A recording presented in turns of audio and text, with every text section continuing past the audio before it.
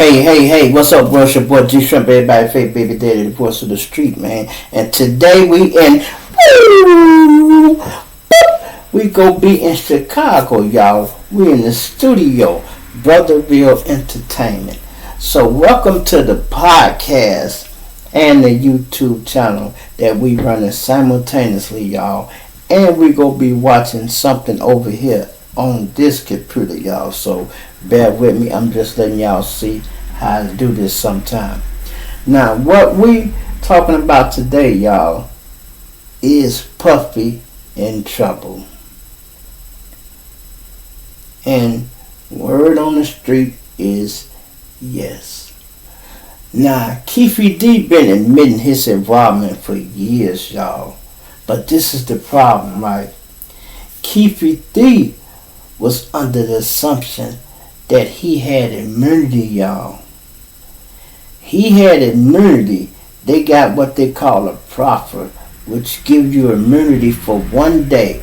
Everything you talk about in this room, you will not be charged for, long as you tell the truth.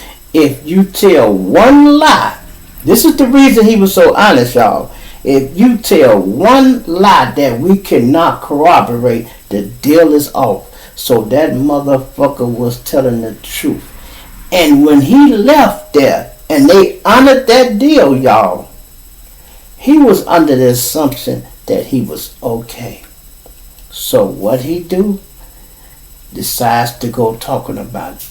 Now they said we go give you immunity for whatever was talked about in this room.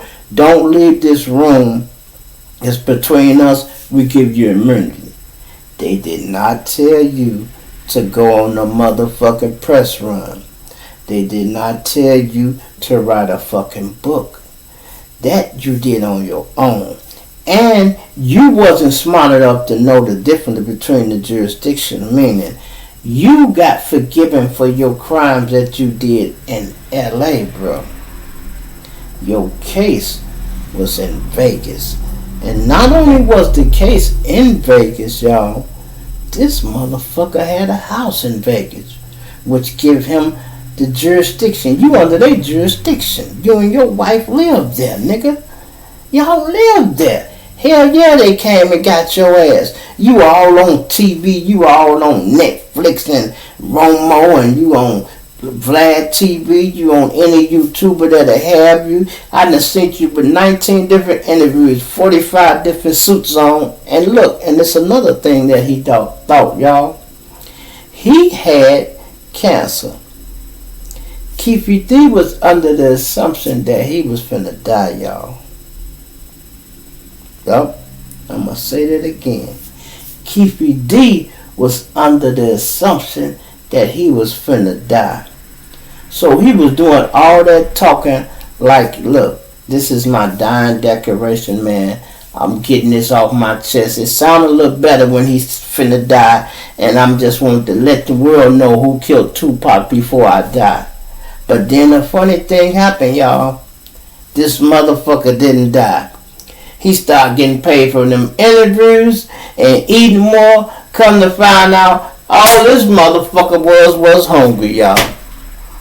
All he needed was something to eat. Keefy D started getting money, eating better, getting healthier. I even looked at him, y'all. Listen. One video, that motherfucker was, and I'm like, yeah, he finna die. I seen him in the next video, he's sitting up dressed. I said, damn, this motherfucker don't look like he finna die now. He getting healthier. I'm like, what the fuck? And the police looking at him like, what the fuck is wrong with this asshole? Don't he know ain't no statute of limitation on murder? A old gangster crip like that should know better. And what he called himself, the Compton Street Legend. And he called his book The Code of the Streets or something. Keep it in the streets, whatever he called that shit. You know, he did all that for that book, and he really, if that was me, y'all, I would have took that shit to my grave. Now I'd have told my wife, look, If you want to write that book when I go and help take care of the family, cool. I'd have had it written, or I would have made it seem like let her go and write the book and be like, I am the ex-wife of the gangster Keefy D. Now this is allegedly, and I think this happened. I'm not sure. Let her play it off. At least give you a leg to stand on if they pull you in court. Now he is admitting to giving him the gun. You are higher ranking than him. He your nephew, and you older than him. So that means he's not just an accessory to this case, y'all. Motherfucker, you ordered the hit. Because Orlando Anderson did not have no gun, y'all. Keefy D snapped his fingers and make them guns pop up. He didn't even know they had none. You know. And they should have been thinking like this. Fuck that.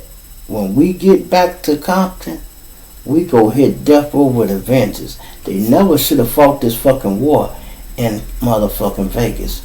But I understand why though. You know, Keefy D, Orlando was stumped out, man. You know, he was hurt. You know, he a little up and coming shooter. He can't let that shit ride. Before he even got to the hotel to brush the dirt off on him, they say it was 30 Crips in his hotel room. Like, man, what the fuck happened? And they probably said, I told your goofy ass not to wear that goddamn death row chain. Now you done set it up. They already knew you had took it. What the fuck you go wear it for the fight for, and you ain't even with these niggas? Allegedly, y'all. And they went and handled that business. Now, I was telling y'all about a bodyguard named Gene Deal that used to work for Puff Daddy. And he always had a lot to say about Puff Daddy. I'm finna play y'all some of the interview and let y'all hear what Gene Dean had to say. This Diddy ex-bodyguard. Let's see what Gene Dean got to say about Puff Daddy, y'all. And let me just pause this. They got 2 commercials. Listen, let me just say this, y'all. Word on the street allegedly is that Puff Daddy paid $1 million to have Tupac hit, y'all. But guess what? When they hit Tupac, Puff Daddy called Keefy D and said, hey, was that us? Now this shit had just happened. So Keefy D still in gangster mode now. He didn't answer because he know the phone's hot. He didn't supposed to answer. So Puff knew by the silence, yeah, that was us. He go send the money. And the reason Puff ain't gave this nigga shit, y'all, because Puff paid the money, y'all. Somebody ran off with the money. Whoever he went to see at the little place, he said he met up with some nigga named Sticks or whatever the nigga name was. He met up with that nigga. He went down there to see Puffy and supposed to be bringing the $1 million back to Keefy D them. That nigga kept the money and bought a nightclub, y'all. Allegedly. Now, Keefy D say he don't know nothing about it. He said the FBI told him that. But if the FBI told you that, motherfucker, you can damn near stamp that. Because they've been listening to you motherfuckers for the 7-8 years. They know what's going on, man. And they listen and they just listen. Now listen to some of this, y'all. Nevada's grand jury agreed and indicted Davis for the murder after several months of deliberation. His arrest was unexpected, happening while he was casually walking near his home. As Gene Deal has been alleging, Keef D's arrest might be a pretty big problem for Diddy, as the man has already been singing about having ties with the Bad Boy CEO going beyond what is considered regular. I mean, the simple fact that Deal, having known and been in the same space with both men, is aware of how they had closed conversations, points to the fact that there might be certain dealings between them that many people have missed over the years. You see, while Keef D was only recently arrested, this isn't the first... We have a number of different characters that we can These people getting their money, boy. I'm telling you, they getting their money. Time police to bringing him in. Back in July, the Daily Mirror reported that Las Vegas police had recovered several .40 caliber bullets while executing a search warrant at the Henderson, Nevada residence belonging to Keith D's wife, Paula Clemens. They raided his house. They found magazines with pop on the cover, laptops, hard drives, weed, everything, man. I saw shell, bullets and shit. Keith D, who's a former member of the Southside Compton Crips, is the uncle of Pac's alleged killer, Orlando Anderson, and has admitted on more than one occasion to playing a role in the rapper's 1996. The fact that Keith D has now been arrested proves that there has been probable cause for the arrest for a while. And considering the man has said Diddy had cut him off years ago, the rapper is almost certainly troubled by the reality coming for him. Do you feel like Puffy owed you? Yeah, he should. I think he should look out. He look out for everybody else. You know what I'm saying? But how did the police even get this close to Diddy if he was so sleek with his mission?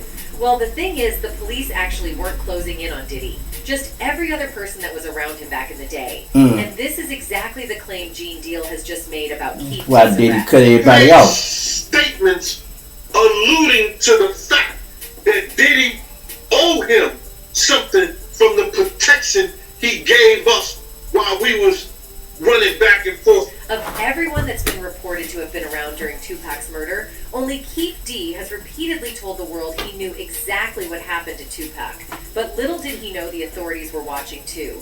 Talking about the whole thing in an interview from a couple of years back, the self-proclaimed Compton Kingpin began by explaining that he has cancer, granting him immunity from prosecution. Hence, Cancer and immunity. 20 years later. You said the shots came from the back. Who shot Tupac?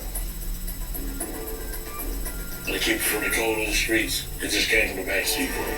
Davis The said Cold of the Street is the name of his book, y'all. car. Terrence Brown was driving, and DeAndre Smith and Davis's cousin, Orlando Anderson, were in the back. They were all part of the Southside Crips gang.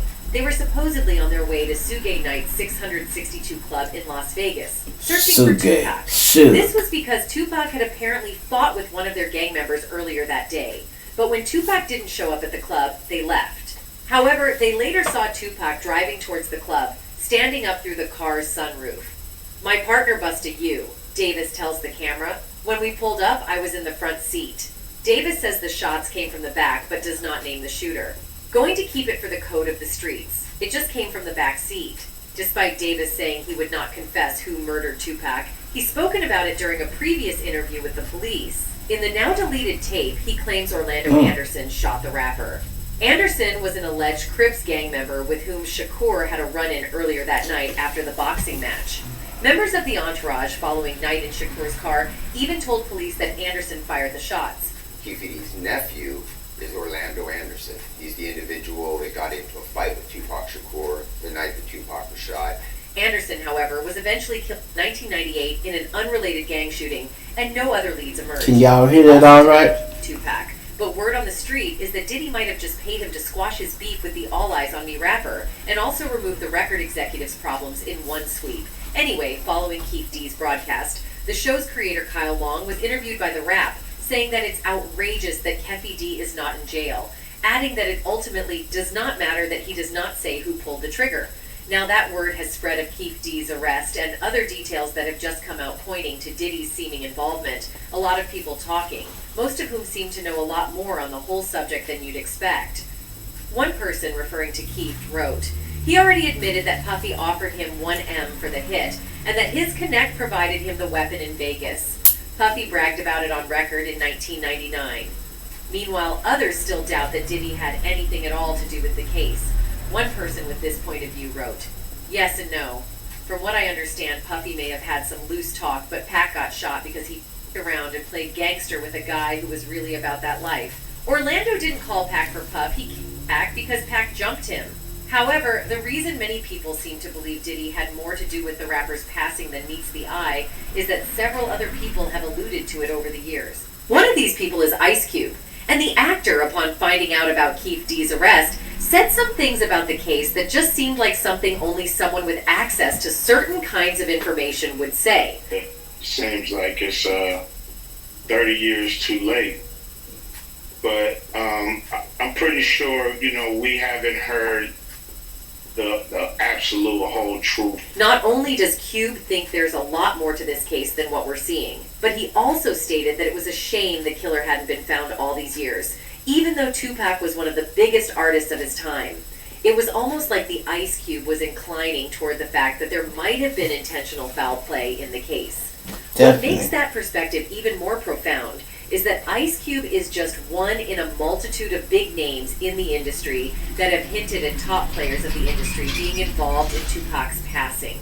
The only difference is that, unlike the Cube, others named Diddy. While Tupac's murder has remained a mystery through the years, with conspiracies running wild, there have been a few pointers to what happened, and Diddy's name always finds its way to those conversations. Eminem, who is known as one of the top rappers in the world, is another top celebrity that has raised suspicions that Diddy might have played a part in the icon's murder. This unsolved crime from the 1990s came back into the spotlight because of Eminem's diss track aimed at Machine Gun Kelly. That's a lot there. Renewed speculation among rap music fans about Diddy's possible involvement in Tupac's death. Hey, got the Diddy okay, so you spend your whole day shooting a video just to dig your own grave. About 3 years ago, Eminem brought up the controversy surrounding Tupac Shakur's tragic murder again. He did this by including lyrics in one of his songs that accused Diddy of being connected to the killing of the hip-hop legend. Tupac, who also used the name Lassane Parish Crooks, was just 25 years old when he was shot 4 times after a fight on the Las Vegas Strip in 1996. Then in September 2018, Eminem released a song called Kill Shot. This song was clearly directed at rapper Machine Gun Kelly as part of their ongoing beef. However, some of the song's lyrics suggested that Diddy may have been involved in Tupac's. The day you put out a hit is the day Diddy admits he put the hit out that got Pat K. The song ends with the words, "And I'm just playing Diddy, you know I love you." Looks like there might be something these people aren't telling the rest of us something, but from the looks of things, the police might be closer to finding out the truth than ever. That's it for this video. Goodbye. Yeah, that's an inside joke in Hollywood. They always say, you know, they know that, right? They been know who that Puff had put that money up. But I done heard a lot of police say this, y'all, all the time. It ain't what you know, it's what you can prove. And they finally done got enough evidence where they can prove it. But let me tell you what's going on with Suge, y'all, right, y'all? Now, Suge is incarcerated. And they asking Suge questions about, is Keefy D arrested, locked up? If they call you, would you testify? He said no, he wouldn't. You know he ain't gonna testify. But he's still trying to run interference for Keefy D, y'all. He go say, did Orlando Anderson kill Tupac? No, he didn't. He didn't shoot Tupac. That's a goddamn lie, y'all. Orlando did shoot him. Now what Keefy D, what Suge is doing is trying to confuse people to get his boy a chance, because whether Keefy D go to jail or not, he got to come in that system, and Suge got a lot of more time to do. So he would rather have Keefy D as an ally than an enemy coming in there, y'all. You feel me? That's what it is. Suge trying to play chess. He know when Keefy D hit the compound, if they in that same motherfucker, that war can start all over again. So what he go do? Try to do something noble and helpful, like confuse the police and help Keefy D out. Like, man, he didn't do the shooting, and blame it on the other guy. Keefy D already had said the other guy was scared to shoot.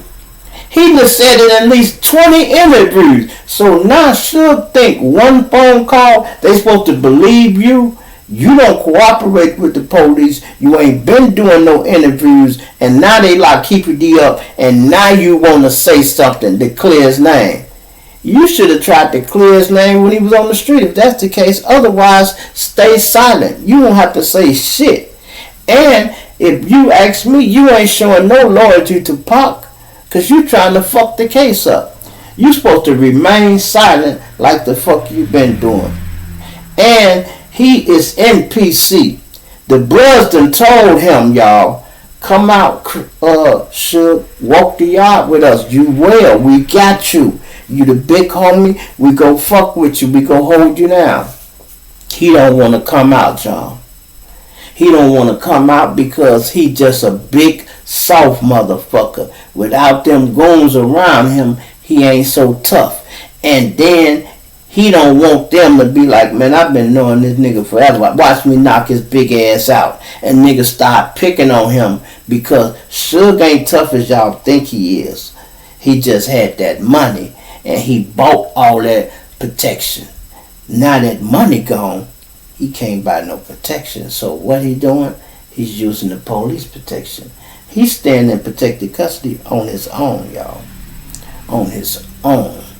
He could have been out. Because they done sent the kite to him, y'all. I'm talking about they sent the kite, told the man to come walk the yard with us. Because they want him. He a celebrity. To them, they like, man, come on out here, blood. You know you can walk the yard. We ain't gonna fuck with you. Come on out here and show some love.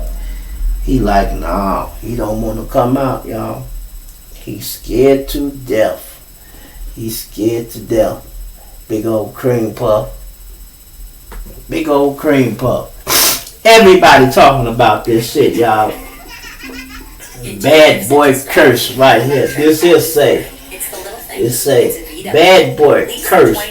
The shady side of Diddy to $1 billion empire. BMF. Diddy always had a little dirt on him, y'all.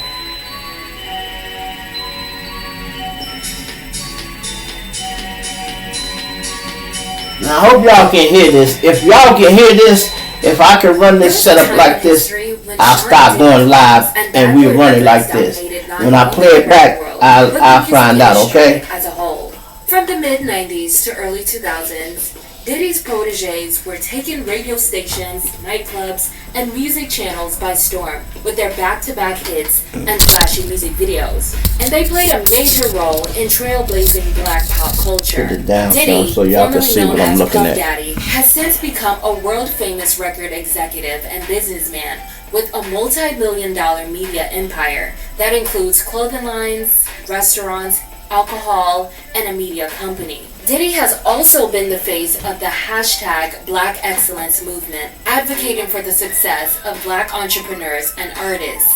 But like most capitalists and wealthy moguls running the Black Excellence movement, Diddy has been accused of exploiting people who worked under him. I've already told you guys the story about Khalees and her allegations about Pharrell and Chad Hugo keeping all of the profits from her first 2 albums. For years, Bad Boy's most high-profile artists and proteges have aired out their grievances with the music mogul, alleging they had traumatic experiences with Bad Boy. Diddy has also been accused of stealing royalties and harsh treatment of his artists once the honeymoon phase is over. Did Diddy accumulate all of his wealth and success by exploiting his artists? And is his Black Excellence campaign all a facade? It's currently Black Music Month, so I thought I'd share this one with you guys. This rabbit hole is deep, so please get ready to dive in. From federal lawsuits and allegations of fraud to poor business practices and humiliation, this is the Bad Boy Entertainment curse, the shady side of Diddy's empire. Don't have to worry about the Jada producer trying to be all in the video, all on the record. This is the G Shrimp Show for some of you people who don't know. Okay, so then the fateful night Biggie was killed. Mm-hmm. At the height of his career. Yes. Do you ever feel responsible in any way? In any way? Obviously, he was the uber star, and I was just up and coming. So it's gonna be a show. But he used that to just just threw me off. Like it was terrible, man. But I'm facing 25 years, and you looking at probation. Yeah, those are the things that you understand are unacceptable. You don't have to hold my hand. You don't have to do nothing, but don't try to hurt me. Man, you're a coward. Don't take nothing. You're a thief. You're a coward. Don't say you're a thief. Okay. You're a thief. Office, man. You had a bunch of artists whose careers never went right with us, dog. People real, dog. Look at the list. You don't want to be violent. You artists that didn't work for yourself. Look at the list, dog. You on MTV, VH1, $1 Million Party, Sean John, Justin, this and that. Even the door I advanced was between the three of us was like 100 G's. And you charge us $3 million to let go. And you had to publish him for half for 10 years now. And we've been trying to, we've been quiet. You know, people be like, y'all wild. Like, y'all so behind the scenes, you've been dealing with this for a long time?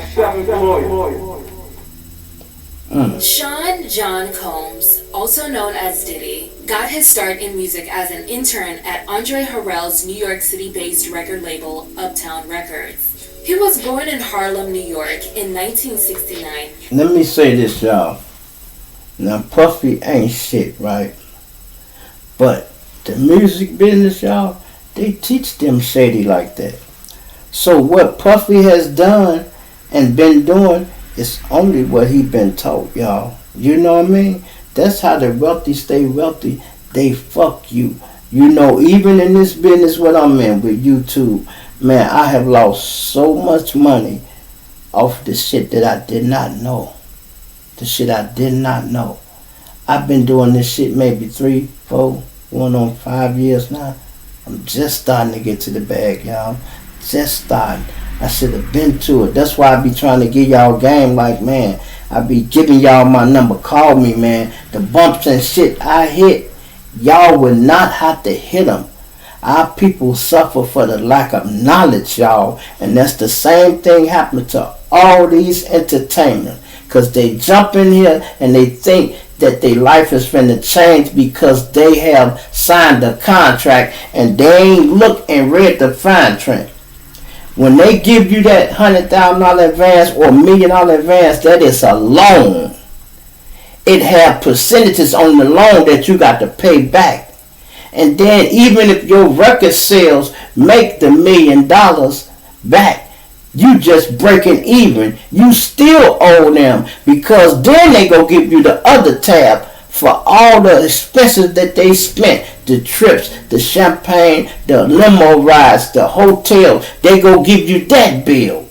And then they might negotiate another album with you and give you another advance, which ain't nothing but another loan, and you doing this shit all over. That's why so many entertainers disappear, because they'd be better off working a fucking job than being a slave to these people. And at the age of 3, he relocated to the suburb of Mount Vernon after the death of his father. Andre Harrell became Diddy's mentor and taught him the ins and outs of the music industry. You know, he's not intimidated by you know what I'm saying? He knows the importance of leaving a legacy behind. If you need more adults out there that's going to teach the young such as myself, and, you know, basically leave a legacy behind. Leave something behind, you know. Diddy quickly became an A&R executive and talent director for Uptown, helping develop Jodeci, Mary J. Blige, and other new artists at the label who would help shape the sound of 90s hip-hop and R&B. He had been at the label for 2 years when he came across a Source magazine feature and demo tape by an unsigned rapper named Biggie Smalls. He arranged to meet with the up-and-coming artist and immediately signed him to the label. However, MCA Records, the label's distributor, didn't want to release Biggie's debut album because of its explicit lyrical content pertaining to street life. Shortly after, in 1993, Andre fired Diddy from Uptown reportedly due to his ego and cocky attitude. Diddy, who went by Puff Daddy at the time, promptly launched his own label, Bad Boy Entertainment, as a joint venture for Arista Records. The deal allowed him full creative control of his label. Puff took his friend the Notorious B.I.G. with him, signed him as the first artist at the label, and the rest was history.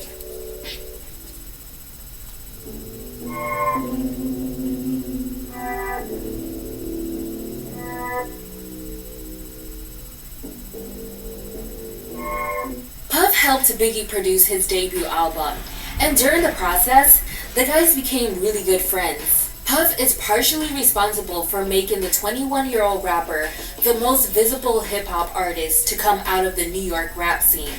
The second signee of Bad Boy was rapper Craig Mack, and his 1994 debut single, Flavor in Your Ear, became the label's first release.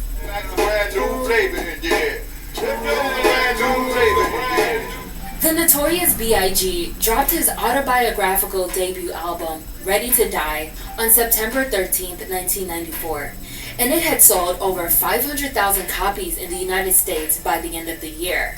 The album's 3 singles, Juicy, Big Papa, and One More Chance, were major hits in the United States, and Bad Boy Entertainment was now on the map. Birthdays was the worst days. Now we sip champagne, but we birthdays. In 1995, Billboard magazine named Bad Boy the #1 rap label of the year. Diddy was focusing most of his attention on Biggie's career after Craig's debut album, so Diddy put all of Craig Mack's music on the back burner, and Craig ended up leaving the label that year. No question. Yes, baby, yeah. That's cool. And I'm sure you got much things in store for my man. Yeah, definitely. We got a new album we're working on him to drop in January. Besides that, we about to just drop our R&B stuff. The Puff Daddy album. Yeah, what about the Puff Daddy solo project? Yeah, we don't like to talk about that. Hey, Puff, you know what Jack is never that single. Diddy, who often performed as a rapper, brought many other artists on board like Mace and 112, and both Faith Evans and girl group Total scored platinum albums in 1995. The label's rivalry with Death Row Records on the West Coast also helped bring publicity to Bad Boy. Diddy curated a team of writers and producers called the Hitmen that exclusively crafted remixes and hit songs for the label's artists.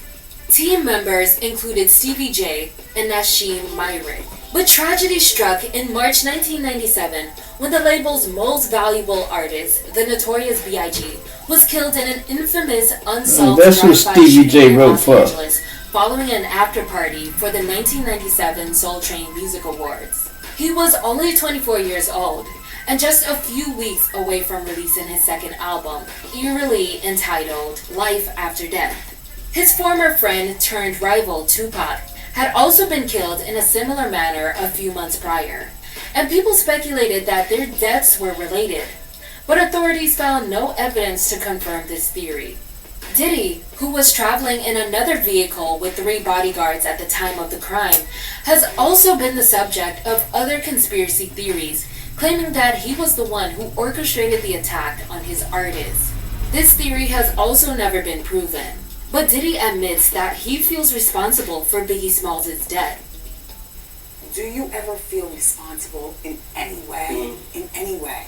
I mean, the thing that I think I always feel some sort of, responsibility because I'm in this thing with him. You know what I'm saying? He's my artist, and he was supposed to go to London that night, and I let him talk me into not going to London and staying in LA, and that's something that really bothered me, throughout my life. Is sometimes you have to really go with that decision in your gut. And in my gut, I was like, you need to get on the plane.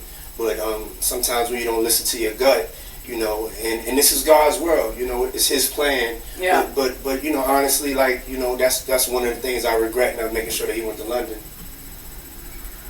There has also been rumors that Biggie became unhappy with his contract with Diddy and was already on his way out the door at the time of his passing. That's what it was about. Lil C's claimed that Diddy purchased the late rapper's publishing for $200,000 before his death, and claimed that Biggie was broke despite his smash hits. But Biggie's death boosted Bad Boy Entertainment significantly. Life After Death was critically acclaimed and received a massive amount of commercial success. It was nominated for Best Rap Album, Best Rap Solo Performance for its first single, Hypnotize, and Best Rap Performance by a Duo or Group for its second single, More Money, More Problems, at the 1998 Grammy Awards. Biggie, biggie, biggie, can't you see? Sometimes your words just hypnotize me.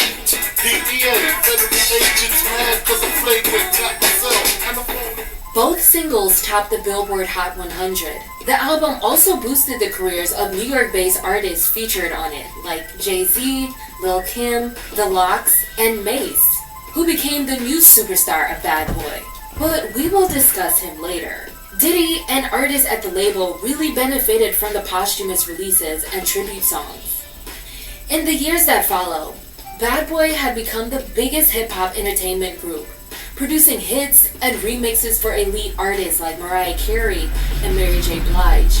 Forbes reported in 1999 that the label was raking in over $130 million in annual sales, making it rap's most valuable label. Diddy was also he wouldn't pay nobody. Business ventures like restaurants, a clothing company, and sports management.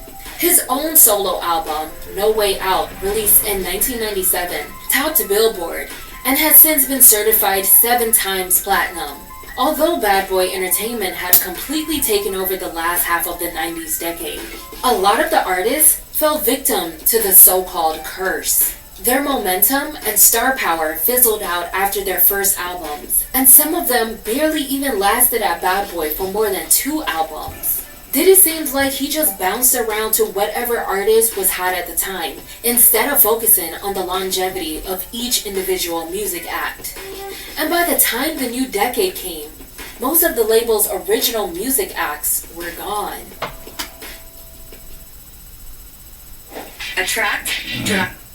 And this is different, y'all. Let me know if y'all can hear this, man, and we might start going live like this. I'll run it like that so y'all can see what I'm doing. And, I go live like this. But Diddy got a lot of shady business going on, y'all, as y'all can see. All that money, and you would not pay your label mates? Come on, man. That don't make no sense. That's just selfishness. Boost average order values. You With just too Shopify's Buy Now, selfish. Pay Later solution. Shop pay installments. Use the locks now, y'all. Hip-hop trio The Lox had one of the first known falling outs with Bad Boy Entertainment. Mary J. Blige had first heard their demo tape and passed it along to Diddy, who then in turn signed the Yonkers-based group. They gained mainstream popularity after being featured on Diddy's hit song, It's All About the Benjamins. What y'all wanna do? Wanna be ballers? Shot callers. When I was young, I want the phone, but now I only hit chicks and wear beauty pageants, tricking. Jadakiss of the trio was also the one who penned Diddy's iconic verse on the song. They even appeared on Mariah Carey's 1997 #1 single, Honey, the very song that made her break into the hip-hop and R&B music scene. However, their 1998 album, Money, Power, and Respect, and its singles didn't get much commercial success, and the trio grew increasingly disappointed with the direction Diddy was going in for Bad Boy. Diddy strayed further and further away from hardcore street music after the death of Biggie, and opted for a safe mainstream sound to appease to the masses, which ensured radio hits. So the Lox began looking for another label that would best fit their vibe. They started appearing on a number of tracks by Rough Riders, the label associated with fellow Yonkers native DMX. But Diddy refused to let them out of their contract. That's when the group kicked off the Free the Lox campaign, demanding for their release. They showed up to Hot 97 Summer Jam concert in 1999, wearing t-shirts that read, Let the Lox Go. After things escalated and furniture was thrown at Diddy, he finally severed ties with the Lox, and they immediately signed a deal with Rough Riders, where they remained for over a decade. Diddy said, the Lox situation just didn't work out. That's nothing new to any record company. Hopefully the press won't try to dramatize that. Any record label and you have 20 acts, 1, 2, 3 of the acts aren't going to be happy, and it may be a situation that you can work out. We tried to work the situation out. It didn't work out, so we're in the process of selling them right now.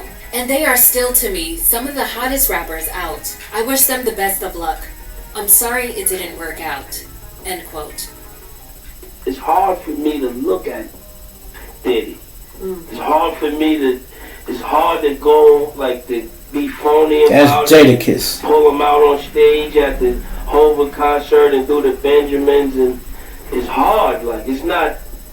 Have you talked to him about millions of dollars? This is my life. It's worth dying. It's worth killing over. Like, serious. Don't say, Jada, you bugging or I can't sleep sometimes. Like, I lose sleep. Like, I be ready to just black out. Like, how long have you been? Have you had the conversations about trying to buy it back? He's so much of a gangster. with the paperwork. He'll tell you one thing, Mm-hmm. and then he'll tell his lawyer or people that represent him something else, and then it never happens. And this is amazing. I mean, You've been trying to do this for years? For years, man. We on our, we've been quiet and all that. We on our 7th or 8th lawyer for this. No security guard could stop. How much money are we talking? How much money are we talking? Office. We talking no security. I couldn't even tell you. I mean, estimating. A couple mil. A couple million? I would say a couple mil. I can't even say. I'm not even sure. We paid a couple mil to get out. We paid almost $3 million to get out. To get off Bad Boy. Yeah, we had no $1 million budget. We did one album, man. This is for life. This is for life, too. This is what? So for the rest of your life, if you make a song, you have to, the way it stands, he gets money no matter what? If we make a Give It to Me or in the club, he's going to make more of that than we are. That's why they don't release music. Years ago, we came in the game. We paid $3 million to get off. Close to $3 million. I pay him $300,000. You made, Lord knows what you made off the Benjamins. Every time I put out a solo album, he gotta get an advance of $300,000. What the fuck? I don't see, like, and to me, it's like, yo, come on, dog. You on MTV, VH1, $1 million parties, Sean John, Justin's, this and that. We did one album with you, dog. And Benjamins, Lord, no way out from the Benjamins, so something crazy. You made something crazy. You made your money back off of that. And when we came in the door, our advance was between the three of us was like 100 G's.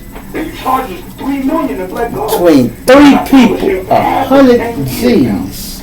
And we've been trying to, we've been quiet. You know, people be like, y'all wild, like y'all. But behind the scenes, you've been dealing with this for a long time. I'm our 7th lawyer. What's up? Seven. The last time y'all did this, man, y'all did the whole campaign, let the locks go and all that. Y'all ain't want to be down with Bad Boy, so we let y'all go. Y'all want to be down with us, we let y'all go, we keep it moving. But to get on there and portray like somebody gotta go and steal and rob and be shysting y'all, that ain't really correct, you know what I'm saying? All that on the refrigerator, you gonna kill them, y'all ain't killing nobody, man. You know what I'm saying? We businessmen. We all mature adults here. All that right there. But don't sit here and portray like Puff took nothing from y'all. What is it? What is it? What do you call it? What do you call it? What do you call it?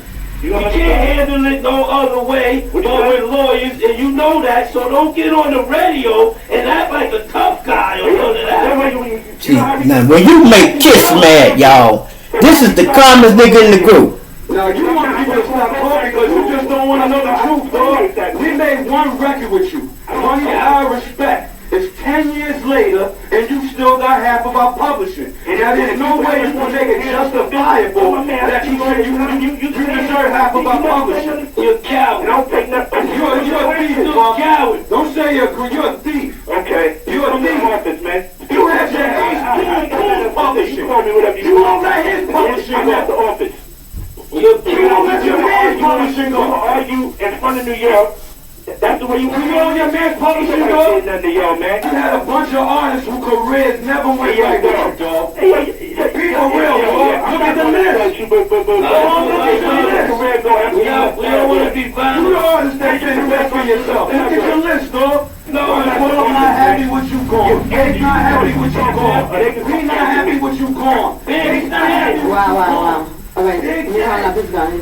Okay, Puff said, I'm at the office. But it is worth it. He don't understand that because you just been robbing people for years. And people could look at it, and you can look at what he said, then you look at us, and you look at his catalog of artists he had. But you know what? Go back and do the homework yourself. You go home. Let me say this. Now, I ain't saying throw your life away, right?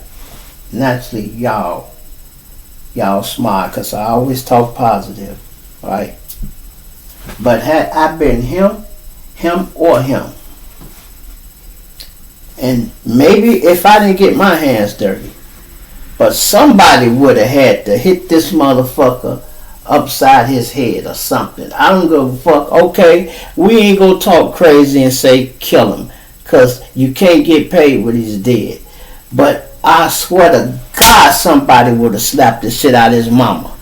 When Mama Puff called me and said, hey, a guy just slapped me and told me if you don't get the locks right, I'm gonna get slapped every day for 365 fucking days. How this soft ass, gay ass nigga been running y'all around for fucking 10, 15, 20 fucking years and he got the money? It's because of the paperwork. It don't matter what they go do to that nigga. He go be in the hospital. That's why they said that. Y'all heard them say, we can't handle it no other way.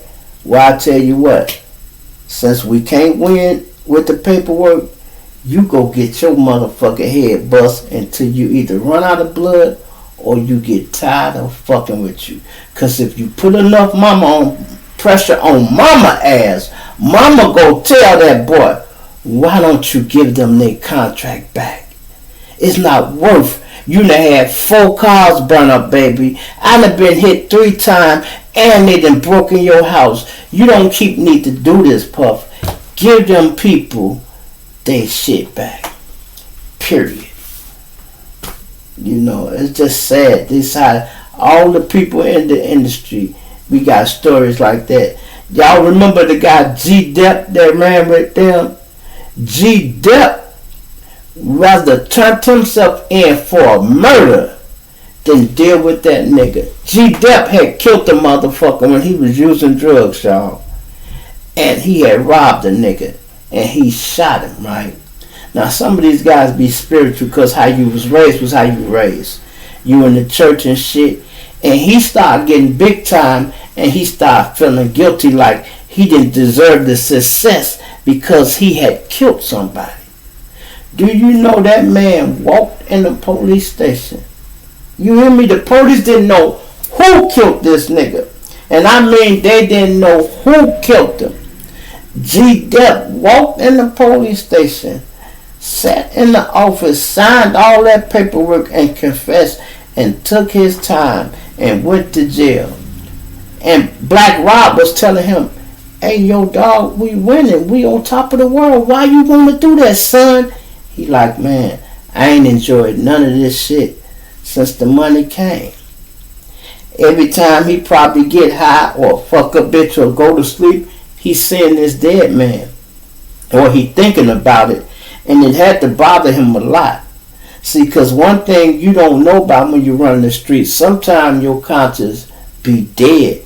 When y'all be talking about getting these licks back and shit, your conscience be dead for a little while. But when that motherfucker wake up, when it wake up, it's gonna have you talking like I talk with some sense. It might have your ass go to confess. It might have you grab a gun and blow your own brains out. It might have you start giving away money like Puff been doing, giving people they publishing this shit back now. It's a lot making happen when your conscience wake up. It depends on how you was raised and what type of guy you is. It all boils down to your character. Forget what we said. Forget we the streets, we the lots. This man is making tons of money off of us for no apparent reason. No reason at all. Okay, I can't wait to sit down and talk. Anyway, this is crazy, y'all. Now, podcast, it looks like we getting close to, y'all might got a few more minutes. When they get to 60, y'all probably going to have to leave. I end it over there, and we'll keep on rocking with YouTube because I want to see how long or how much I can hear this. But it didn't matter to Diddy, because Bad Boy released even bigger hits at the beginning of the new decade, and the roster of artists just continued to grow. Bad Boy was worth over $300 million. Appreciate y'all for tuning in to the G Shrimp Show. In 2002, like, subscribe, and share. Oh yeah, hit that like button, man. Hit that like button and subscribe to the channel right fucking now. But legal issues from the 90s followed Diddy into the new millennium. Check us out on the podcast over here on Spotify or wherever you get podcasts. When you get in your car, his bodyguard, type in the G Shrimp Show. Rapper Shyne were all involved in a highly publicized shooting incident at a club in New York.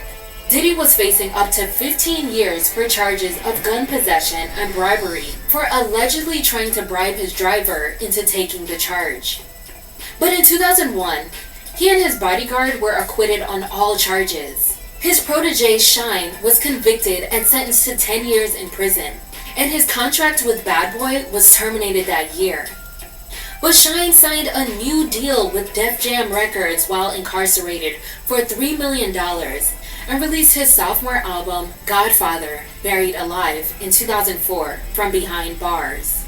Years later, Diddy's former bodyguard accused him of snitching on his 21-year-old artist instead of taking accountability. Obviously, he was the uber star, and I was just up and coming, so, yeah, it's gonna be a show. But he used that to just, just threw me off, like, it was terrible, man. It's not a matter of, turning your back on me. Like, how do you call a witness to testify against your comrade? If I'm telling you that she's lying, and you saying, hey, well, she helping me, but I'm facing 25 years, and you looking at probation. Yeah, those are the things that, you understand, are unacceptable. You don't have to hold my hand. You don't have to do nothing, but don't try to hurt me. This woman was the most damaging witness of any witness. She was worse than the prosecution's witness. Which destroyed me, because the prosecution is saying I'm this belligerent, reckless, OK corral fella, and then my co-defendant is saying the same thing. That was it. Upon Shyne's release in 2009, he was deported back to his home country of Belize. In 2020, Shyne was elected as the leader of the opposition at the House of Representatives in his country, Belize, and says he's since forgiven his former boss. You know what happened with Diddy, with Brother Love? I don't really blame that on him now, as much as I did then, because I did go through a stage of course, bitterness. You're human. But in retrospect, I blame it more on the lawyers that were advising him to separate the case than him, because his lawyers were there, to secure a not guilty verdict by any means. Right. He's a corporation, $100 million corporation, and they look at me as the enemy. They threw him under the bus. This is how many years ago? This is 20-some years ago. 20-something years. So Puff is still young, relatively. What is it, 1999? 1999, okay. 2000. Damn. So he's much younger then, and it's a lot of pressure. He's about to lose everything. I'm about to lose everything. Right. I'm from that though. Right? Diddy is a musician. He's a great musician, great executive. Great entertainer, but he wasn't from that. Right. So his response shouldn't be expected to be my response. And then when your lawyers and maybe other people are misleading you and misguiding you, I think that's how everything, fell apart. And he said that to me. Right. It's beautiful. He said, man, I'm sorry, man. I should have never listened to those lawyers. That's real. And sound like you understand. That's real.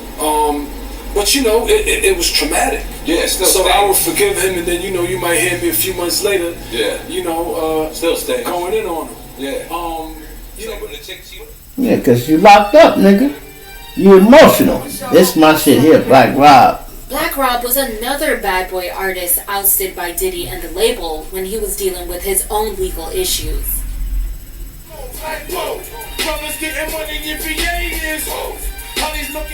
They removed him from their website, and in his words, left him for dead.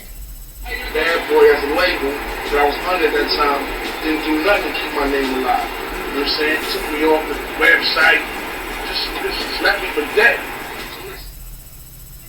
In 2001, after being acquitted, Diddy settled a lawsuit with a woman who was hurt in a stampede at a 1991 charity basketball game he promoted.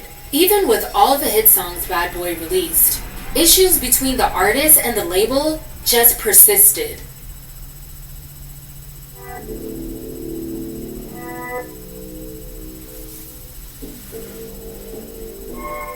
In 2002, R&B group 112 attempted to part ways with Diddy and the label, saying that Diddy failed to compensate them and promote their music, and went on to say he owned 100% of their publishings.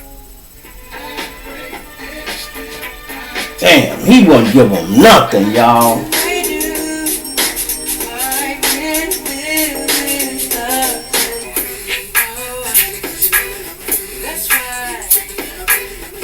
In an interview with MTV, 112 members Darren and Mike said, "We were a priority at certain times, but when you're dealing with a label where the CEO is trying to be an artist also, it just leaves the question mark to where the focus is.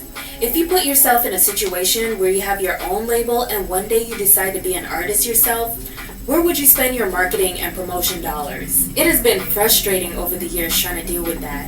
We were 16 years old when we signed those contracts. Podcast, I see y'all gonna have to leave out of here in a minute, so But the way it was presented to us was like appreciate y'all for tuning in. It's your boy G Shrimp, everybody favorite baby daddy, the voice of the street. I'm out. Business now, we would have never signed. But at the time, we were hungry.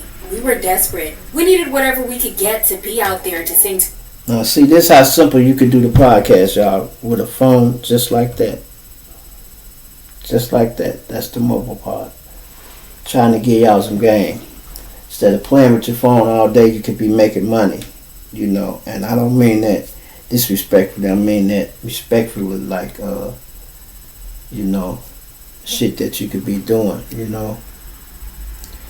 I'm gonna keep that rolling while I Into the do world this. to be artists. That's why the whole family thing was such a contradiction. If you're such a family, you would have just taken care of us regardless of the structure of the contracts. If I'm a man and I'm worth over $100 million and I got this group and they sign an agreement that's structured in a way that they can't make money, me personally, if I was the head of Bad Boy Family, I would have said, okay, let me break these guys off a little something, end quote. But Diddy's spokesperson said they actually had a traditional co-publishing deal for which they were paid substantial advances commensurate with the then prevailing market rate. 112 signed a new recording deal with the Island of Def Jam music group. But Diddy filed a temporary restraining order with the Manhattan Supreme Court to block the group's departure and also prevented the group from recording new music until an agreement was reached. Dirty bastard. Faith Evans also decided to cut ties with the label after they failed to push her critically acclaimed 2001 album, Faithfully. She said, "The easiest way to put it is, Puff had a lot going on. He still does. I think it's a beautiful thing. He's like a conglomerate now. But there was such a change in circumstance from the time I signed. I can't say I was able to fully benefit from the hype and popularity and success of Bad Boy. It certainly set me up well, and I did achieve success." The domino effect didn't end there. Rapper Loon had made appearances on I Need a Girl Part 1 and its sequel before officially signing a deal with Bad Boy Entertainment. Now, I wanna lay down and sip colada, dip and Prada. I'm smooth as Eric Estrada. I met a lot of women in my lifetime, but see, it's not a lot of women that got the right mind. His self-titled debut album was released in 2003 and peaked at number 6 on Billboard. But the singles were flops. He left the label only a year later. And my relationship with Puff was, you know, we had great fun. Personally, you know, we got along swell, but then some of the hiccups would be when it comes down to like business, especially business that's already, you know what I'm saying, mandated and already affirmed that this is how it goes, then it shouldn't be a problem. You know what I'm saying? So, you know, that's just what happens in the business, but it never really tarnished my relationship with Puff. But like I said, I came into it for business. So when people try to like measure the capacity of our relationship, they try to look at it from the outside like, yo, wasn't y'all cool or wasn't y'all this? Yeah, we was all those things, but we did business first. Other artists who left Bad Boy in the 2000s include New Edition, G-Dep, and one of their most successful artists, R&B singer Carl Thomas.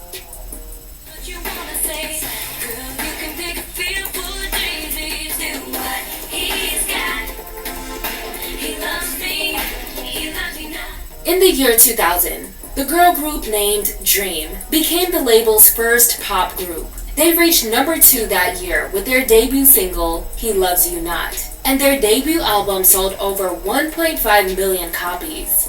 But Bad Boy canceled all plans to release more singles by the group for whatever reason. Album number 2, titled Reality, was finished and set to be released on August 12, 2003. But the date came and went, and the sophomore album was postponed multiple times by Bad Boy until Dream eventually got dropped by the label.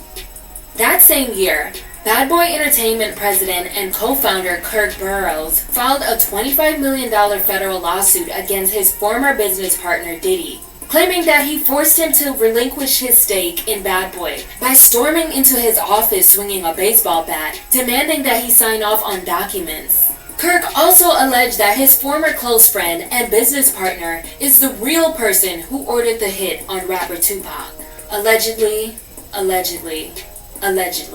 But Diddy called the allegations pure fantasy. Furthermore, the National Labor Committee revealed that factories producing his Sean John clothing line in Honduras were violating Honduran labor laws. Workers were subjected to harsh work conditions and were forced to work overtime while being paid sweatshop wages. But I'll be making a deep dive video into the Sean John clothing empire, so stay tuned. Attention business owner. Anyway, let me know what y'all think about that, y'all, And I really just ran this to see how it would be when I start going live, y'all, because, YouTube is steady nudging me to go live. And plus, I be having to do these podcasts that I got to do because, and I be doing them just simple with the phone, y'all. And it seemed like, I got 2 computers, man, and shit, the phone worked better than both of these motherfuckers put together, and it ain't because they cheap or nothing. It's just because the computers, they get outdated, but a mobile phone never gets outdated. You can update your mobile phone as software come out because everything is designed for mobile phones. But everything is not designed for these laptops. They want you to buy a new one. You know what I mean? I got 2 of them and they got different features. Different here, got all kind of SD cards can go in it. And this one ain't got now an SD card. It got the cord that go in it that provides, and the SD cord that provide like a SD card. They just different. So every year something changed on the computers. But every year, things stay the same on the phone, and it keep it moving. But like I was saying, y'all, Puff Daddy is a shady cat, y'all. He a shady cat. I don't see how this nigga sleep at night. And like I say, man, I be trying to give y'all good advice, but I know violence only leads to more violence. But that motherfucker there, I don't give a fuck. I'd have been some violent. Listen, I'd have been in the joint before. I'd have went for that motherfucker. You heard what Kiss said. This is my life. He said it's worth killing for. Motherfucker, it's worth going to jail for. Well, it's 3 of y'all. One of you motherfuckers should be in jail by now. I swear to God, I'd hit that nigga mama so many motherfucking times. Listen, people stop playing when you start getting on their mama ass.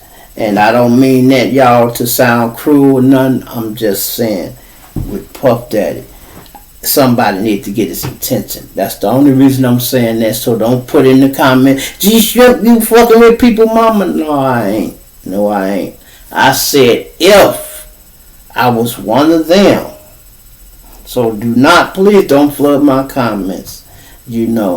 Some of y'all watch shit and y'all tell these stories too. Boy, that shit couldn't happen to me. How many of y'all can sit there and say, I wish a motherfucker would put their hand on my son? Tell me you ain't never said it.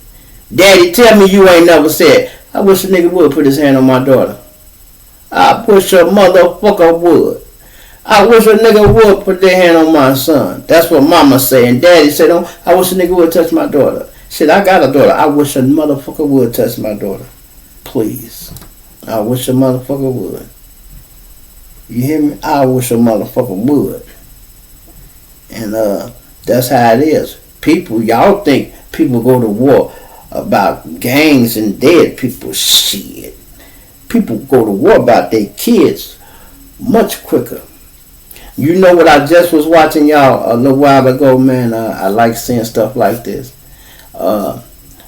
It's a little boy. He was going to school, him and his little brother, y'all.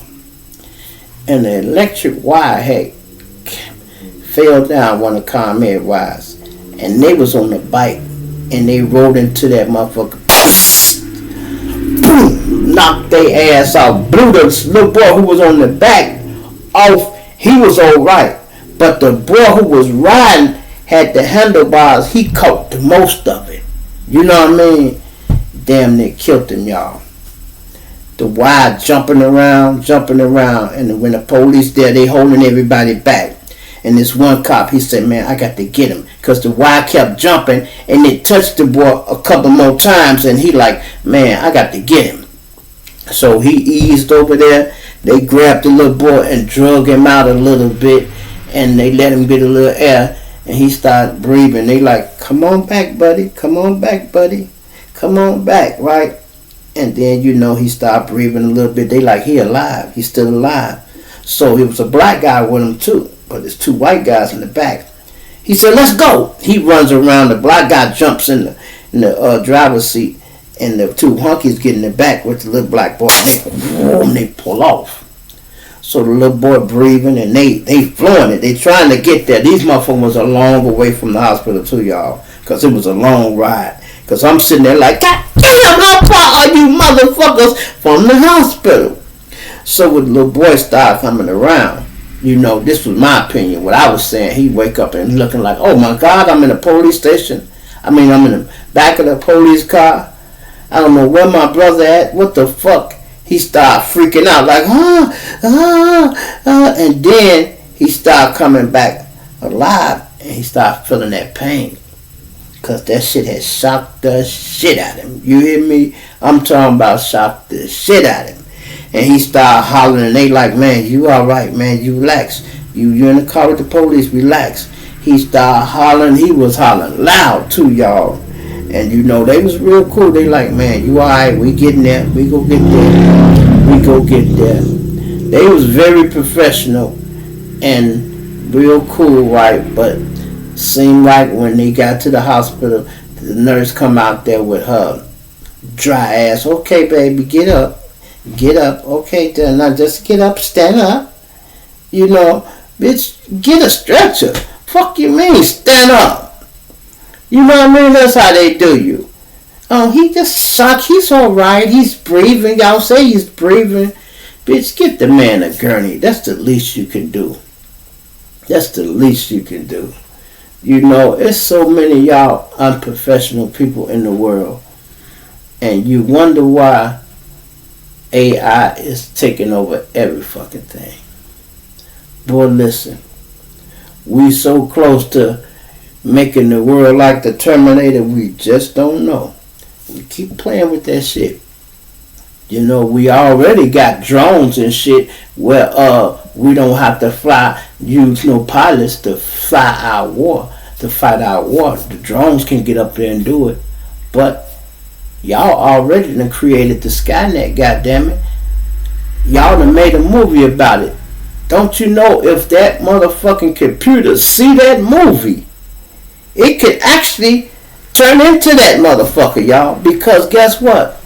Your computer develop feelings and all that shit just like you do. If you don't believe me, tell me when you first start using your phone, right? And you start talking in it, it couldn't recognize your voice. But tell me the more you use it, it start getting shit just right. Why? Because it's learning how you talk. It's learning how you talk. Have you ever text somebody and they put all the words you was finna say up there? Hey baby, how you doing? I'll call you later. I love you. Good night. And you be like, God damn, motherfucker, let me talk. Let me talk, nigga. Yeah. So what I gonna tell the bitch I love her and good night? But I might want to say fuck you, bitch, good night, and laugh out loud, anything. But these motherfuckers be smart. You know, I hope they holding some shit back, and I hope they make enough shit to say, hey, we go connect all these computers to each other, and we go not tell them one thing, and people be like, what? We go have a switch to cut all their ass off at one time if we want to. They already got the thing, what they call it, that pulse thing, that knocks out all the computers and shit, the electric pulse thing. They go need it. Now time's supposed to go back at 12 o'clock too, y'all, which is in a few minutes, so I'm finna end this, and they said turn your computers and shit off, so some kind of shit I was watching. My brother being all kind of conspiracy theories or whatever, but anyway. Do y'all remember when 2000 was coming, they talking about the world was going to end? Do y'all remember? Now think about this, y'all. In the 1980s, they thought 2000 was so far away. Prince had a song out called 1999, y'all. And he said, tonight we go party like it's 1999. 2000 party over. We out of time. They really thought the world was going to end by the year 2000. The computer's so fucking advanced. Everybody at 12 o'clock like this thinking it's not going to be able to count. That motherfucker say 0, 1. They're like, what the fuck? Yeah, it's just that simple. Just that simple. All these motherfuckers, mathematicians and everything, y'all forgot about the decimal, huh? Y'all forgot about the little decimal point where you can just move it. Y'all didn't think the computer was smart enough to do that? I guess they didn't, man. Let me know how y'all feel about this here little thing I just did. I'm finna watch it and see how it sound, y'all. And if I decide to keep it, I'll run it back and let me know if y'all liked it and y'all can see it good enough and y'all can hear it good enough. Then y'all can say, yeah, Shrimp, we can go live like that. And we go start going live. It's your boy G Shrimp, everybody fake baby daddy, watch the street. I'm going to punch you now and dig you later. I'm out.